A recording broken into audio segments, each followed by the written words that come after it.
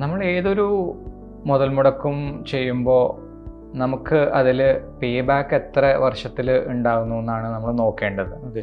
അപ്പോൾ നമുക്ക് സോളാറിൽ സ്വാഭാവികമായിട്ടും നമ്മൾ മുടക്കുന്ന പണം നമുക്ക് ഏറ്റവും പെട്ടെന്ന് തിരിച്ച് കിട്ടുക എന്നുള്ളതാണ് കാര്യം. അതെങ്ങനെയാണ് നടക്കുന്നത്? അത് നമ്മുടെ ഉപയോഗം, നമ്മൾ KCBക്ക് കൊടുക്കുന്ന താരിഫ് 6-7 രൂപയൊക്കെയാണ് താരിഫ് വരുന്നത്. സോ ഒരു റെസിഡൻഷ്യൽ സെനാരിയോയിൽ നോക്കുമ്പോൾ അപ്പോൾ ഈ ഒരു 6-7 രൂപ വരുന്ന ഒരു ബില്ല് നമുക്ക് സോളാർ വെച്ചിട്ട് നമുക്ക് സോളാർ നെറ്റ് മീറ്ററിങ് അഗ്രിമെൻ്റ് അനുസരിച്ച് നമ്മുടെ എനർജി ചാർജുകളാണ് കട്ടാവുന്നത്. അപ്പോൾ നമുക്ക് ഫിക്സ്ഡ് ചാർജായിട്ട് എല്ലാ മാസവും ഒരു 300-400 ബില്ലിൽ ബാക്കി വരാം.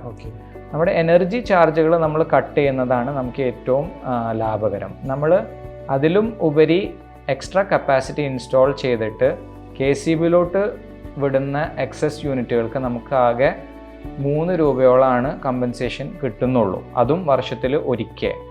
അപ്പോൾ നമുക്ക് ഗവൺമെൻറ്റിലോട്ട് വിട്ടിട്ട് പൈസ ഉണ്ടാക്കാം എന്നുള്ളൊരു കോൺസെപ്റ്റ് അതത്ര ലാഭകരം അല്ല നിലവിൽ.